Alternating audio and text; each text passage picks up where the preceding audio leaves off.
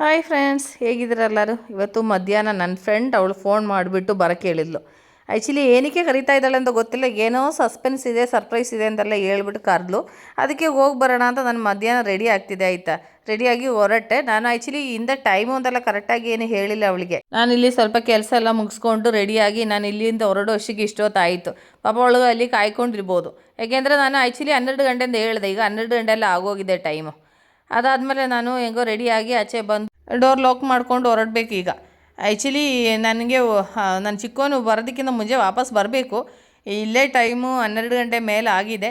ನನಗೆ ಇಲ್ಲಿಂದ ಗಾಡೀಲಿ ಹೋಗೋದಾದರೆ ಒಂದು 5 ನಿಮಿಷ 10 ನಿಮಿಷ ಒಳಗಡೆ ಅಲ್ಲಿ ಹೋಗ್ಬೋದು, ಜಾಸ್ತಿ ದೂರ ಏನಿಲ್ಲ.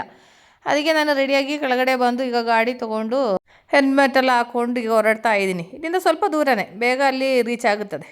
ಹೆಂಗೋ ನಾನು ಇಲ್ಲಿ ಬಂದಾಯಿತು. ಅದಾದಮೇಲೆ ನನ್ನ ಫ್ರೆಂಡು ಮನೆ ಕೆಳಗೆದು ಸ್ವಲ್ಪ ವ್ಯೂ ನಿಮಗೆ ತೋರಿಸ್ತೀನಿ. ಇಲ್ಲಿ ಇದು MA ಲೇಔಟ್ ಅಂತ ಹೇಳುತ್ತೆ. ಇದು ಬಂದು ಇಲ್ಲಿ ಏನಂದರೆ ಅಂಗಡಿಗಳು, ಸಲೂನು ಎಲ್ಲ ಇದೆ. ನನಗೆ ಇಲ್ಲಿಂದ 3rd ಫ್ಲೋರ್ ಹೋಗಬೇಕು. ನನ್ನ ಫ್ರೆಂಡ್ ಇರೋದು ಅವಳು 3rd ಫ್ಲೋರಲ್ಲಿ. ನಾನು ಇಲ್ಲಿ ಲಿಫ್ಟ್ ಹತ್ಕೊಂಡು ಹೋಗ್ತೀನಿ ಮೇಲೆಗೆ. ಅದು 3rd ಫ್ಲೋರ್ ಆಗಿರೋದ್ರಿಂದ ಲಿಫ್ಟಲ್ಲಿ ಹೋಗ್ತಿರೋದು, ಇಲ್ಲಾಂದರೆ ನಾನು ಹಂಗೆ ನಡ್ಕೊಂಡು ಹೋಗೋದಾಯ್ತಾ. ಯಾಕೆಂದರೆ ನನಗೆ ಒಬ್ಬಳೇ ಲಿಫ್ಟ್ ಹತ್ತಬೇಕು ಅಂದರೆ ನನಗೆ ಸ್ವಲ್ಪ ಭಯ ಆಯಿತಾ. ಯಾಕೆಂದರೆ ಎಲ್ಲಾದರೂ ಸ್ಟ್ರಕ್ ಆಗೋಗುತ್ತಾ ಅಂತ ನನಗೆ ಭಯ ಇದೆ. ಅದಕ್ಕೆ ನಾನು ಎಲ್ಲೋ ಹೋದ್ರೂ ಒಬ್ಬಳೇ ಇದ್ದರೆ ನಾನು ಲಿಫ್ಟ್ ಹತ್ತೋದೇ ಇಲ್ಲ. ಯಾರಾದರೂ ಜೊತೆಲಿದ್ದರೆ ಮಾತ್ರ ನಾನು ಲಿಫ್ಟ್ ಹತ್ತೋದು. ಅದಾದಮೇಲೆ ನಾನು ಹೆಂಗೋ ಇಲ್ಲಿ ರೀಚ್ ಆಯಿತು. ನನ್ನ ಫ್ರೆಂಡಲ್ಲಿ ವೆಯ್ಟ್ ಮಾಡ್ತಿದ್ದಾಳೆ. ಅವಳು ಒಳಗಡೆ ಇರ್ತಾಳೆ. ನಾನು ಕೋಳಿಂಬೆಲ್ಲೆಲ್ಲ ಹೊಡೆದು ಅವಳಿಗೆ ಸರ್ಪ್ರೈಸ್ ಕೊಡಬೇಕು ಅಂತ ಅಂದ್ಕೊಂಡು ಬಂದೆ. ಆದರೆ ನಾನು ಸರ್ಪ್ರೈಸ್ ಕೊಡೋಕ್ಕಾಗಿಲ್ಲ. ನನ್ನ ಫ್ರೆಂಡು ಅವಳು ತುಂಬ ಕೆಲಸದಲ್ಲಿ ಇದ್ಲು. ಯಾಕೆಂದರೆ ನಾನು ಬರೋವಾಗ ಅವರೆಕಾಯಿ ಬಿಡಿಸ್ತಾ ಇದ್ಲು. ನಾನು ಬಂದಿದೆ ಅಂತ ಪಾಪ ಎದ್ದು ಬಂದಿರೋದಾಯ್ತಾ. ನೋಡಿ ಎಷ್ಟೊಂದು ಅವರೆಕಾಯಿ ಕ್ಲೀನ್ ಮಾಡ್ತಿದ್ದಾಳೆ. ಇದು ಏನಕ್ಕೆ ನನಗೆ ಗೊತ್ತಾ ನಿಮಗೆ? ಇದು ನನಗೆ ತೊಗೊಂಡೋಗ್ಲಿಕ್ಕೆ ಕ್ಲೀನ್ ಮಾಡ್ತಿದ್ದಾಳೆ. ಮೊನ್ನೆ ನಾವು ಅವರೆಕಾಯಿ ಮೇಳ ನೋಡೋಕ್ಕೆ ಹೋಗೋ ಟೈಮಲ್ಲಿ ಅಲ್ಲಿ ಅವರೆಕಾಯಿ ನೋಡೋವಾಗ ನಾನು ಹೇಳಿದೆ, ನನಗೆ ಅವರೆಕಾಯಿ ಅಂದರೆ ತುಂಬ ಇಷ್ಟ, ಆದರೆ ನನಗಿದು ಕ್ಲೀನ್ ಮಾಡೋದು, ಅದಾದಮೇಲೆ ಅದರದ್ದು ಸಿಪ್ಪೆ ತೆಗಿಯೋದೆಲ್ಲ ನನಗೆ ಕಷ್ಟ, ಅದಕ್ಕೆ ನಾನಿದು ತೊಗೊಳ್ಳೋದೇ ಇಲ್ಲ ಅಂತ ಹೇಳಿದೆ. ಅದಕ್ಕೆ ಪಾಪ ಅವಳದೆಲ್ಲ ಕ್ಲೀನ್ ಮಾಡ್ತಿದ್ದಾಳೆ. ಅದಾದಮೇಲೆ ಅವರು 3rd ಫ್ಲೋರಲ್ಲಿ ಇರೋದ್ರಿಂದ ಅದ್ರದ್ದು ಮೇಲಿಂದ ಕೆಳಗೆ ನಿಮಗೆ ಒಂದು ವ್ಯೂ ಕೊಡ್ತೀನಿ. ನೋಡ್ಲಿಕ್ಕೆ ತುಂಬ ಚೆನ್ನಾಗಿದೆ. ಯಾಕೆಂದರೆ ಮತ್ತು ಇನ್ನೊಂದು ಅಂದರೆ ಇವರು 3rd ಫ್ಲೋರಲ್ಲಿ ಇರೋದ್ರಿಂದ ಇವರಿಗೆ ಧೂಳು ಆ ಥರ ಎಲ್ಲ ಇದಿರಲ್ಲ. ಕೆಳಗಡೆ ಆಗಿದ್ದಿದ್ರೆ ತುಂಬ ಧೂಳು ಬರ್ತಿತ್ತು.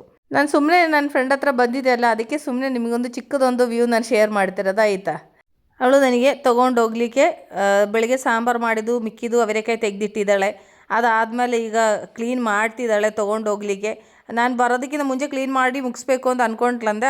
ಆದರೆ ಅಷ್ಟೊತ್ತಿಗೆ ನೀನು ಬಂದುಬಿಟ್ಟಿದ್ಯಾ, ಅದಕ್ಕೆ ಫುಲ್ ಕ್ಲೀನ್ ಮಾಡೋಕ್ಕಾಗಿಲ್ಲ ಅಂತ ಈಗ ಕೂತ್ಕೊಂಡು ಕ್ಲೀನ್ ಮಾಡ್ತಿದ್ದಾಳೆ. ಅದಾದಮೇಲೆ ಸ್ವಲ್ಪ ಹೊತ್ತು ಮಾತಾಡ್ಕೊಂಡಾದ್ಮೇಲೆ ನನಗೆ ಊಟ ಆಗ್ತಿದ್ದಾಳೆ. ನೋಡಿ, ನಾನು ಬರ್ತಿದ್ದೆ ಅಂತ ಗೊತ್ತಾಗಿ ನನಗೆ ಇವತ್ತು ಇತ್ತಿಗೆ ಸಾಂಬಾರು, ಅದಾದಮೇಲೆ ಪಾಯಸ, ಅದಾದಮೇಲೆ ನೋಡಿ ನನಗೆ ಮುದ್ದೆ ಮಾಡಿದ್ದಾಳೆ. ಇಷ್ಟು ದೊಡ್ಡ ಮುದ್ದೆ ಮಾಡಿದ್ದಾಳಂತ ನೋಡಿ. ಈಗ ಅದು ಫುಲ್ಲು ನಾನು ತಿನ್ನಬೇಕಲ್ಲ ಅಂತ ನಾನು ಯೋಚನೆ ಮಾಡ್ತಾಯಿದ್ದೀನಿ. ಪಾಪ ನಾನು ಬರ್ತಿದ್ದಾಳೆ ಅಂತ ಪಾಪ ಎಷ್ಟು ರಿಸ್ಕ್ ತೊಗೊಂಡು ಏನೇನೋ ಮಾಡ್ತಿದ್ದಾಳೆ ನೋಡಿ.